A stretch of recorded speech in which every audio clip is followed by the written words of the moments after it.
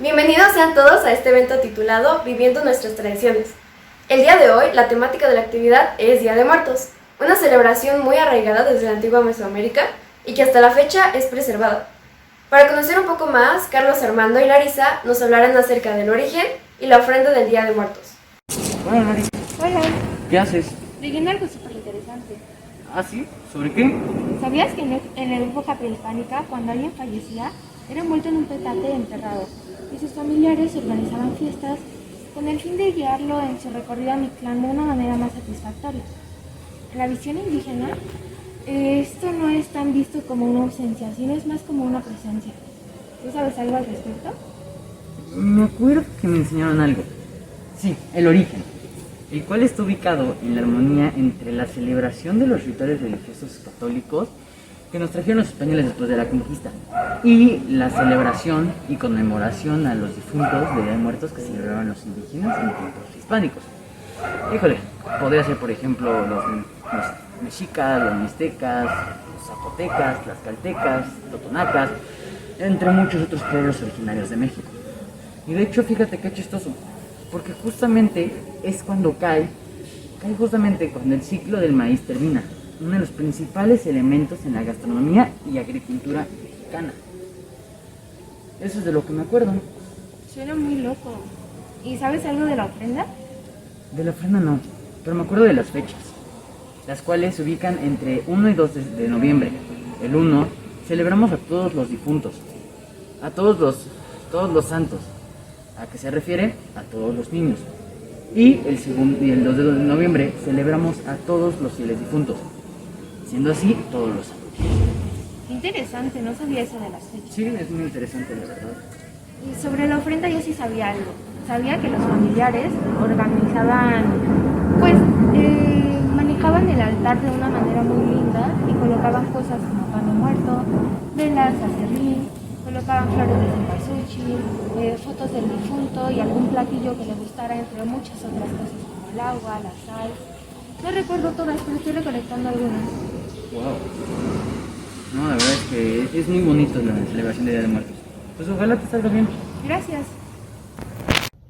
Si bien el Día de Muertos tiene un origen común, en este año en el colegio hemos decidido retomar la manera en cómo celebran esta tradición en la zona huasteca del país, teniendo como nombre Chantolo.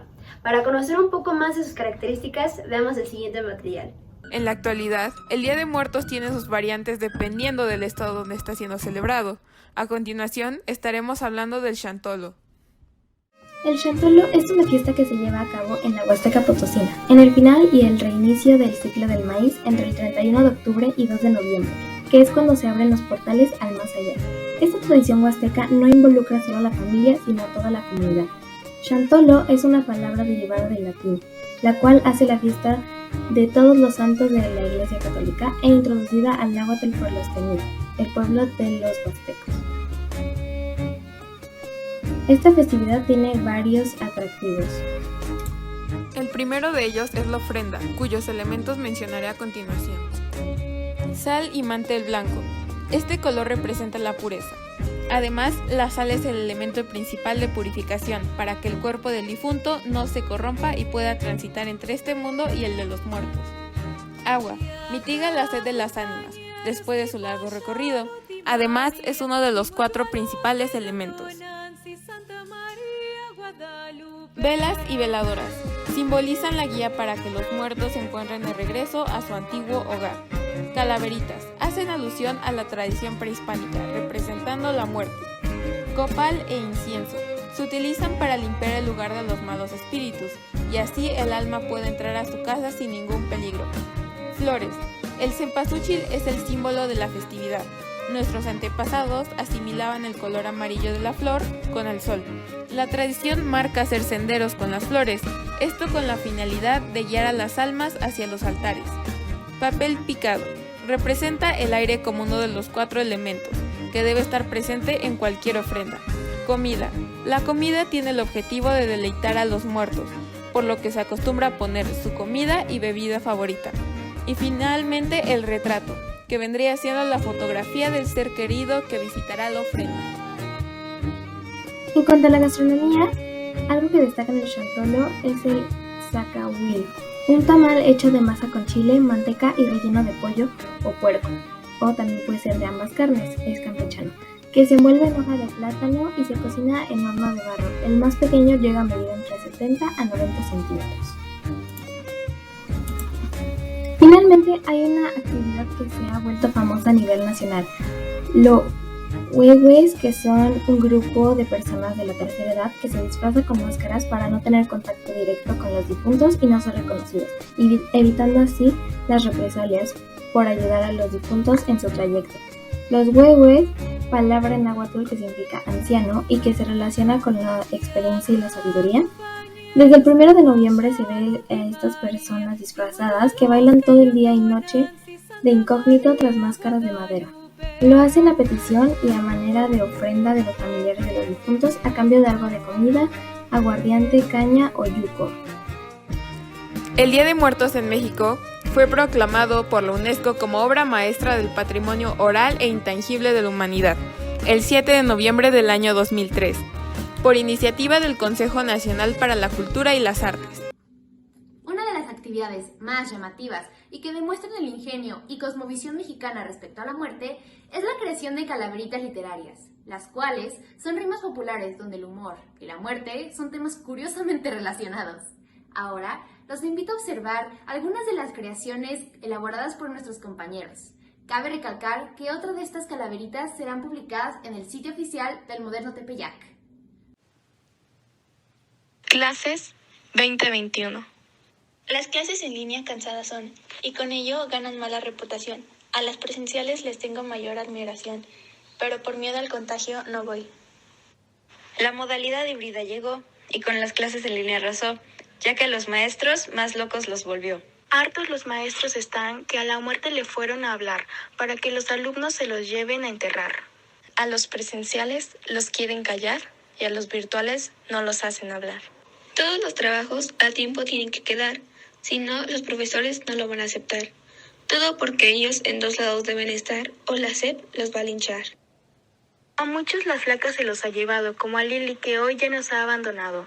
Y seguramente todos la hemos extrañado, así como en su tumba le hemos llorado. Un día la muerte llegó a Francia y se topó con una granja con gracia.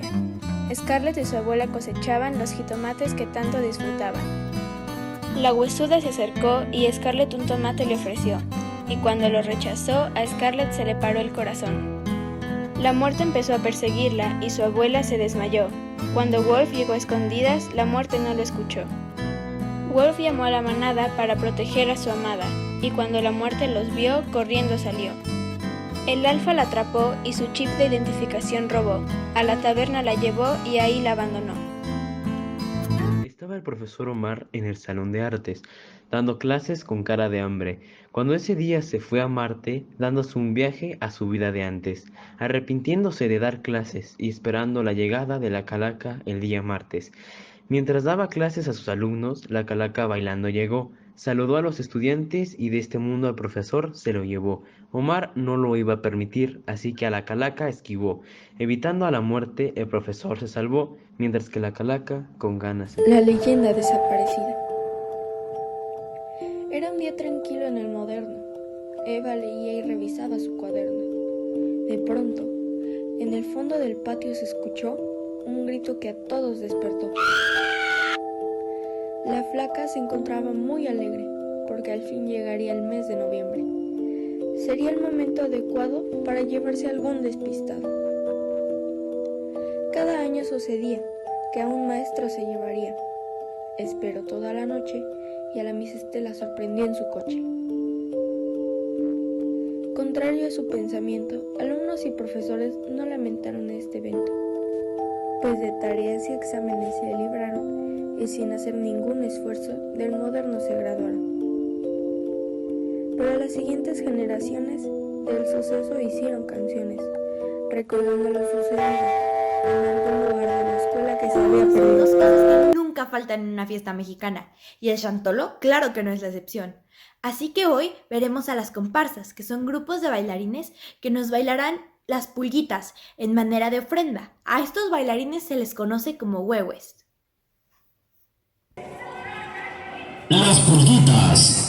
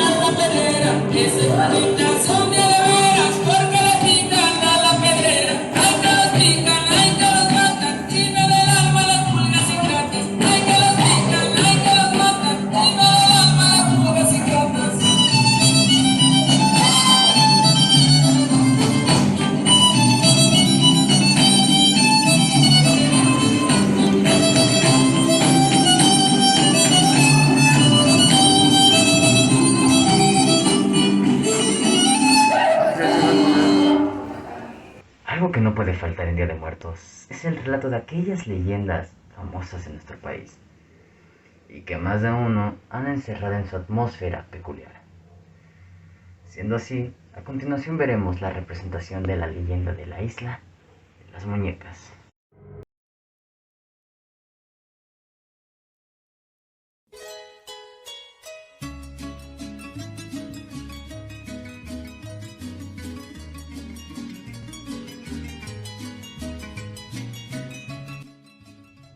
Día de Muertos en Xochimilco.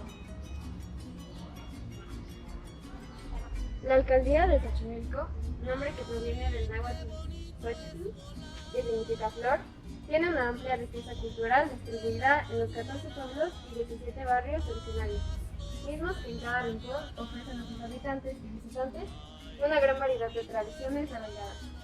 En 1966 se declaró a Xochimilco como zona de monumentos históricos. Y en 1987 fue nombrado Patrimonio Cultural de la Humanidad por la UNESCO. En esta temporada del año se realizan recorridos nocturnos a bordo de balsas, mejor conocidas como trajineras.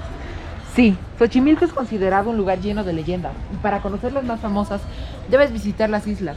Una de las más icónicas es la de las muñecas, un lugar decorado con cabezas de muñecas viejas. Originalmente el antiguo dueño de la isla, Julián Santana Barrera, creía que las muñecas ayudaban a ahuyentar el espíritu de una chica ahogada años atrás, la Llorona en Xochimilco. Parte del recorrido en estas trajineras era la visita a la isla en donde se escenifica la más famosa leyenda, la de la Llorona, una mujer que deambula por las calles de Ciudad de México en busca de sus hijos, que ella misma asesinó en una noche. ¿Qué mejor fecha que Día de Muertos en Xochimilco para experimentar esta leyenda? En Nahual de Xochimilco existe también otra isla donde se encuentra otra famosa historia del pueblo durante el Día de Muertos en Xochimilco, la leyenda del Nahual. Esta cuenta que cada persona desde su nacimiento poseía el espíritu de un animal y se encargaba de protegerlo y aconsejarlo, principalmente durante el sueño. Para quienes aún practican estas creencias, los nahuales son personas que tienen la capacidad de establecer un fuerte vínculo con los dioses para lograr la liberación espiritual y física. Aunque solo es posible durante las noches, además son capaces de predecir el futuro, volverse invisibles, transportarse en cuestiones segundas e incluso hipnotizar y crear ilusiones a sus enemigos. Hoy Hoy te contaré un poco más sobre la inquietante Isla de las Muñecas, lugar donde se originó una de las leyendas más famosas de Xochimilco y una visita casi obligatoria durante un recorrido en trajinera. La leyenda de esta isla se ha propagado de boca en boca por los habitantes y visitantes, convirtiéndose en un atractivo turístico más de Ciudad de México. Como suele suceder con este tipo de narraciones, existen diversas versiones de la historia, aunque la esencia permanece.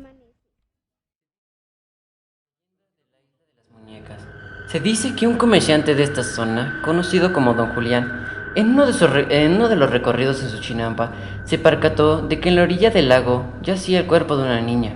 Desesperado, trató de reanimarla en múltiples intentos que resultaron inservibles, pues la pequeña ya había perdido la vida.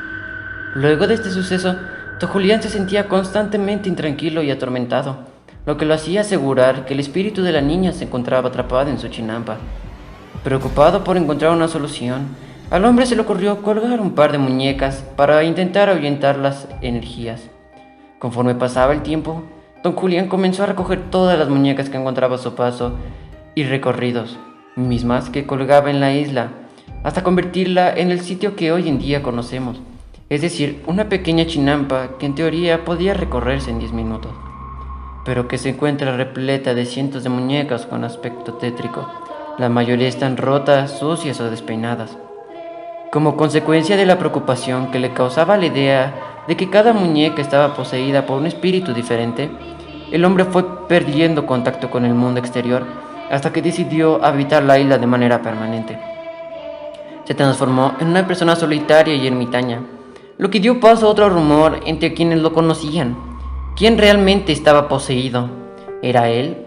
Lo que provocó que en definitiva todos se mantuvieran alejados de la isla y dejaran de intentar tener contacto con el hombre. No se sabe exactamente cuántos años Don Julián vivió así, y solo se volvió a tener noticias del habitante de la isla hasta que su cuerpo fue hallado justamente en el mismo lugar donde tiempo atrás había descubierto el cuerpo de la niña. Algunos dicen que la culpa por no haber podido salvar a la pequeña lo hizo enloquecer, y como modo de ofrenda le regalaba sus muñecas, mientras que un relato de la página de Xochimilco cuenta que estos artículos eran más bien para mejorar las cosechas. Tras el trágico final del comerciante, la isla comenzó a ser concurrida por curiosos que deseaban ver cómo era que vivía el señor de las muñecas, y progresivamente se convirtió en un destino muy popular, al que acuden diariamente turistas nacionales y extranjeros que quieren conocer la leyenda de la famosa Isla de las Muñecas. Literarias son palabras populares en forma de rima, escritas de manera chusca, divertidas, satíricas y críticas, en donde se describe alguna cualidad o defecto de algún personaje o asuntos de interés general o que están de moda, irreverentemente y con una escritura ligera. Comenzó para burlarse de la propia muerte, pero después se amplió a políticos, funcionarios y otros personajes públicos. Son especialmente frecuentes y valorados en México, formando parte importante de la tradición del Día de Muertos. Tienen su origen con los epitafios de Jorge Manrique. Las primeras calaveras se publicaron en la segunda mitad del siglo XIX a modo de caricaturas. Estas imágenes fueron acompañadas con versos en los que se describían de manera jocosa los motivos de su muerte. Entre las composiciones populares más originales de los mexicanos figuran las calaveras, escritas en versos de métrica y rima libres en honor de alguna persona o de muertos célebres, y que se elaboran por tradición en el mes de noviembre durante la fiesta de los difuntos. Como hemos podido observar, la festividad de Día de Muertos está llena de gran colorido y sincretismo, y es precisamente por esta razón por la que en el 2008 fue declarada como Patrimonio Cultural Inmaterial de la Humanidad por la Organización de las Naciones Unidas para la Educación, la Ciencia y la Cultura, o en sus siglas, la UNESCO. Como nuevas generaciones, es nuestro deber contribuir a que nuestro patrimonio cultural prevalezca al paso del tiempo. Así que los invitamos a celebrar Día de Muertos de una manera diferente este año, donde todo lo que hemos compartido el día de hoy con ustedes haga acto de presencia. Muchas gracias por acompañarnos. Nos vemos la próxima emisión.